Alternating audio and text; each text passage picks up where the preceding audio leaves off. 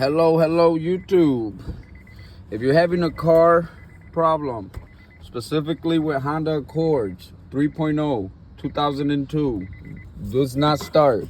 We have changed fuel pump relay. We have checked the fuel pressure. We have checked spark. We have checked compression. We have checked everything. Nothing. Now, this is what she does. That's off time. So, before you go putting a new fuel pump and everything, check your timing. The honest, humble mechanic out.